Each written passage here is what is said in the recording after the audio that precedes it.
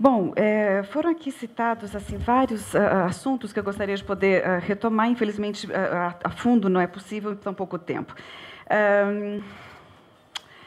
Sobre uma coisa muito simples de se olhar e se concluir. Israel não respeita uma só resolução da ONU. Isso é fato, né? Se Israel respeitasse algumas resoluções da ONU, pelo menos estaríamos num panorama melhor. Não há uma, e eu desafio qualquer um a citar uma resolução por completo da ONU que tenha sido implementada por Israel. Simplesmente a ONU se faz de ridícula perante o descaso de Israel com a ONU.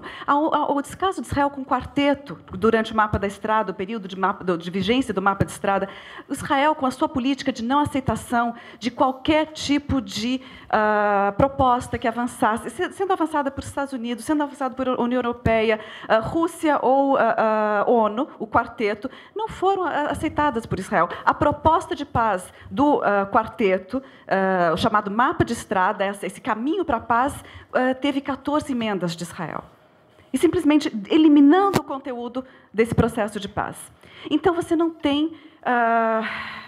existe um equilíbrio no diálogo. E, desde o início desse diálogo, não existe esse equilíbrio. Com forte apoio dos Estados Unidos a Israel, esse equilíbrio que possibilitaria um diálogo não existe, né?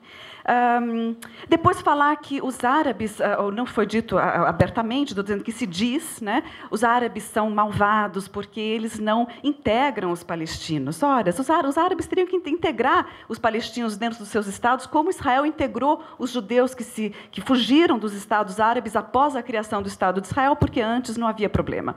Bom, os palestinos não querem ser integrados na Síria, nem no Líbano, nem na Jordânia, nem no Egito, porque eles não são sírios, libaneses, jordanianos, egípcios, eles são palestinos. E eles reivindicam o retorno à Palestina, a criação de um Estado palestino.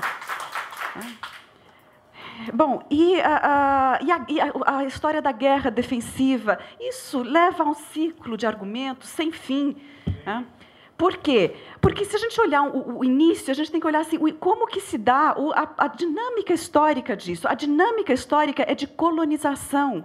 Muito bem, essa colonização aconteceu e os árabes não aceitaram essa colonização. De fato, não aceitaram. O que hoje está na mesa? Está na mesa uma proposta que é a proposta da Liga Árabe, por exemplo. Está na mesa a proposta da Autoridade Nacional Palestina.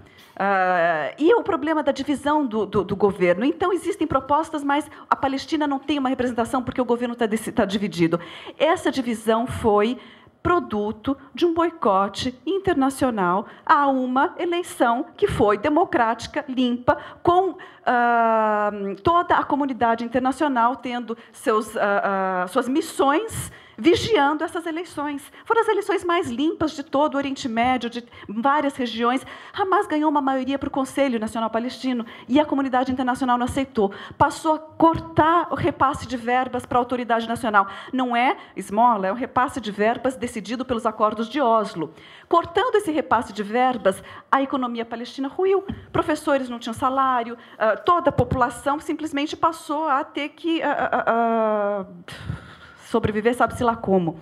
Então, ruiu. Em 6 meses, a pouca estrutura palestina existente ruiu. Isso levou a que Hamas e Fatah se separassem. Fatah assumiu o governo da Cisjordânia, sabendo que teria um respaldo internacional, e Hamas assumiu o controle da faixa de Gaza.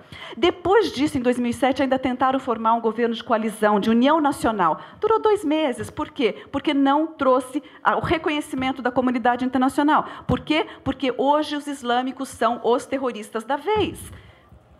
Agora, terrorismo, então. O que é o terrorismo?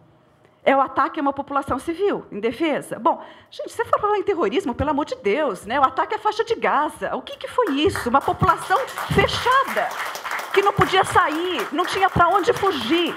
Quando Israel bombardeou Beirute, refugiaram-se de 4 milhões de libaneses, 1 milhão se refugiou. 1 milhão fugiu do Líbano. Os moradores de Gaza, 1,5 milhão de pessoas não podiam sair, porque estão presos. Tecnicamente, segundo as convenções de Genebra, Gaza é território ocupado.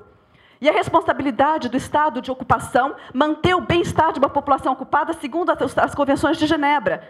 Israel faz isso? Não. Cria uma autoridade palestina, coloca nas suas mãos o papel de polícia do gueto.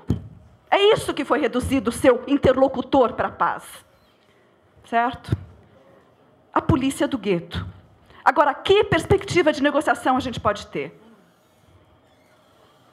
Não existe igualdade para diálogo. Se a comunidade internacional não se posicionar, fazendo como a gente está fazendo hoje, discutindo, a gente não tem como ajudar a que uma igualdade de posições possa, a partir de dentro, a partir dos palestinos e a partir dos israelenses, de ambos, se chegar a uma solução justa e uma paz durável. Obrigada.